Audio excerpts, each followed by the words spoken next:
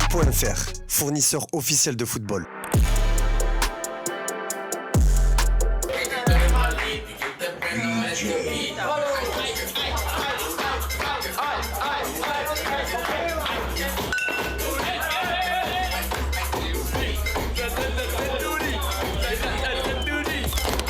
Salut à toutes et à tous et bienvenue dans ce nouveau JT Foot Mercato les amis. Ça y est, l'Euro 2024 touche à sa fin avec l'Espagne sacrée championne d'Europe. 4e sacre pour la Roja alors que l'Angleterre cherche encore à briser la malédiction de 1966, seul trophée dans l'histoire du pays qui a créé les règles de ce sport. Le football a triomphé avec la victoire finale de l'Espagne, clairement la meilleure équipe sans contestation possible de ce tournoi. Luis de la Fuente, qui est devenu le seul entraîneur de l'histoire à avoir remporté l'Euro U19, U21 et senior, peut remercier son duo magique Yamal Williams. Le premier âgé de 17 ans et le second de 22 ans ont cassé la baraque durant cette compétition. L'un a été élu meilleur jeune du tournoi pendant que l'autre fait office de grande révélation. À eux deux, ils totalisent 6 buts et 5 passes décisives. Un duo d'anthologie dont la force a été l'insouciance comme le raconte Unai Simón. Sí, son dos chavales que no sé dónde tienen el pecho, la verdad.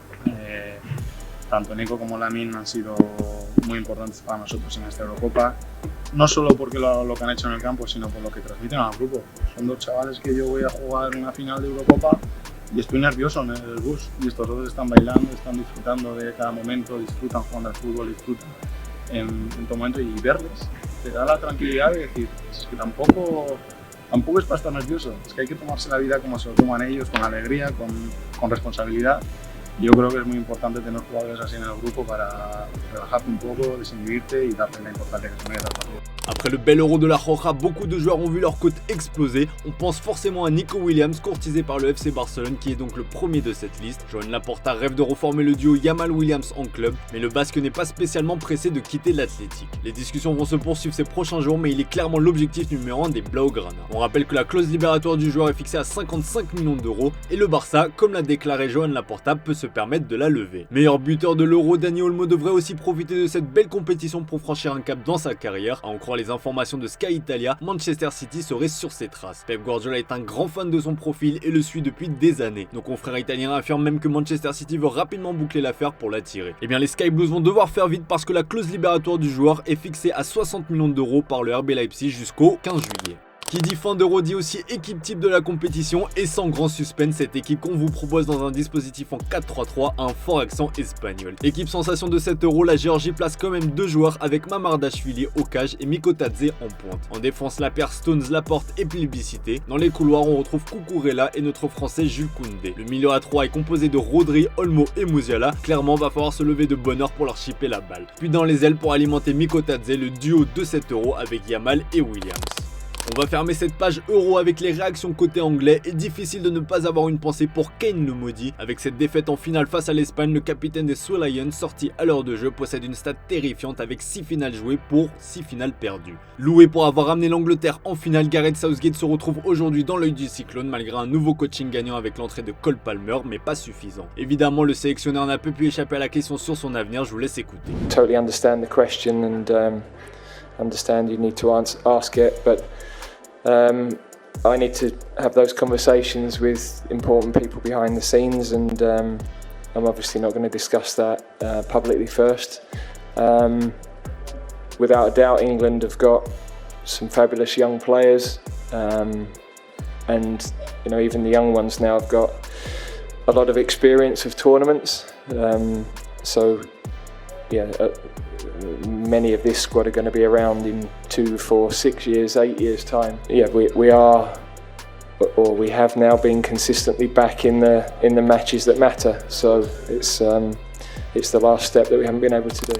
Avec la fin de cet Euro mais aussi de la Copa América avec le sacre de l'Argentine contre la Colombie hier, on est obligé de parler du Ballon d'Or. On pensait y voir plus clair avec la fin de ces deux compétitions, sauf que c'est le bordel total. Jude Bellingham aurait pu mettre fin au suspense s'il avait été sacré avec l'Angleterre. Vinicius Junior aussi, mais le Brésil a échoué en demi-finale de la Copa América. Forcément, les regards se tournent vers Lionel Messi qui a remporté cette compétition sans toutefois avoir été brillant. Mais on le sait, la Pulga pèse lourd niveau marketing, contrairement à Rodri ou encore Carvajal. Et pourtant, le latéral droit du Real Madrid a tout raflé cette année. Évidemment, Mbappé ou encore Kroos sont encore en course malgré une fin d'Euro précipitée. Bref, rendez-vous le 4 septembre prochain pour connaître la liste dénommée d'un trophée qui semble plus indécis que jamais. En France, la grosse actu, c'est l'acquisition des droits télé de la Ligue 1 par le duo DAZN beIN Sports. Un accord a été trouvé et la LFP récupère à 500 millions d'euros, beaucoup moins qu'espéré. Mais ce qui intéresse surtout les fans, c'est avant tout de savoir combien ils devront débourser pour suivre en totalité la Ligue 1. Et bien commencez déjà à mettre de côté car DAZN devrait proposer une formule à 40 € mensuels sans engagement, ainsi qu'une autre formule à 30 € pour un engagement de 12 mois. Ce qui permettra de voir 8 des 9 matchs du week-end. Et pour voir la totalité du football français, il faudra rajouter 15 € de beIN Sport pour la fiche du week-end. On vous a posé la question sur notre site, et bien sans grande surprise, sur un peu moins de 20 000 votants, vous avez été 98% à répondre par un non catégorique.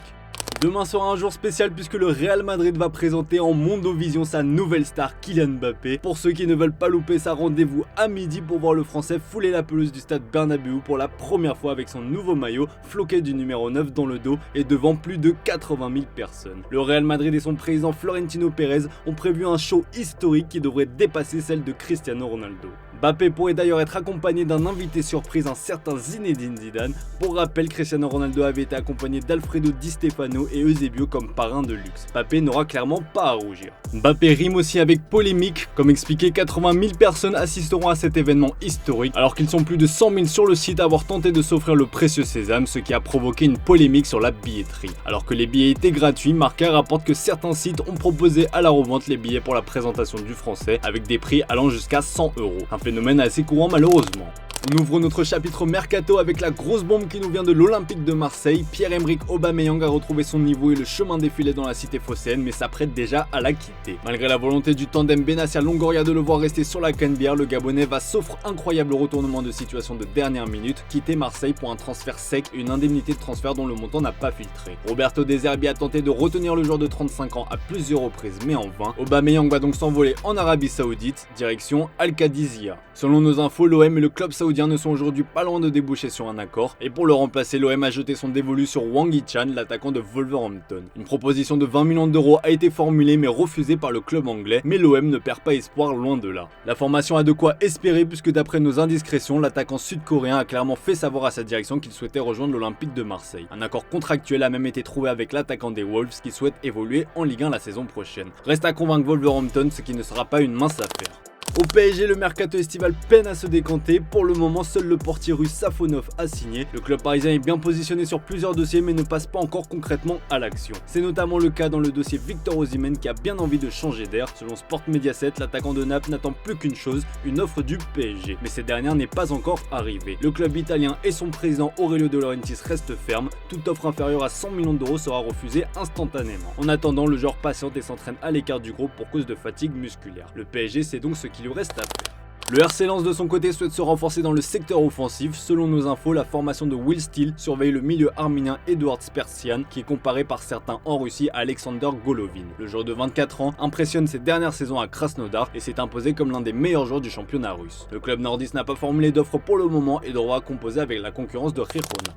Des nouvelles de David De Gea qui a dû apprécier le sacre de l'Espagne bien qu'il ait d'autres chats à fouetter, car oui, on rappelle que le portier de 33 ans est libre comme l'air depuis la fin de son aventure à Manchester United. Malgré des approches saoudiennes notamment d'Al-Shabaab, l'homme aux 540 apparitions avec les Red Devils a préféré décliner l'invitation, désireux de rester en Europe. Faute d'avoir trouvé preneur, David De Gea commence à perdre patience et envisagerait sérieusement de mettre un terme à sa carrière s'il venait à ne pas recevoir de proposition de club cet été, à en croire les informations de la presse britannique. Avis aux amateurs.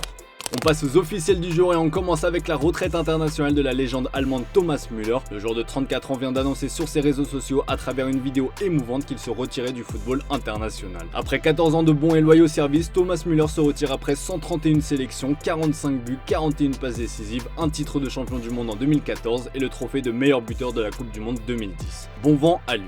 Il n'est pas le seul puisque Xherdan Shaqiri tire aussi sa révérence sur la scène internationale. À 32 ans et après 125 sélections et 32 buts avec la Nati, le joueur des Chicago Fire vient d'annoncer qu'il prenait sa retraite internationale après 14 ans dans l'équipe nationale suisse. Martin Braithwaite n'est plus un joueur de l'Espagnol. Arrivé chez les Pericos en 2022 en provenance du Barça, l'attaquant danois de 33 ans a décidé d'activer sa clause de départ. Auteur de 32 buts et 5 passes décisives en 78 matchs, toutes compétitions confondues, Braithwaite a pris tout le monde de court. Willy Cambola quitte définitivement Manchester United pour rejoindre Villarreal. Auteur d'une dizaine de matchs cette saison, le défenseur franco-congolais formé à Sochaux s'est engagé jusqu'en juin 2029 et va rapporter 11,5 millions d'euros au club anglais. Libre de tout contrat après une seule saison passée à Villarreal, Bertrand Traoré fait son grand retour à l'Ajax Amsterdam 7 ans après. Bertrand Traoré a signé pour 2 ans avec le club Ajaxide.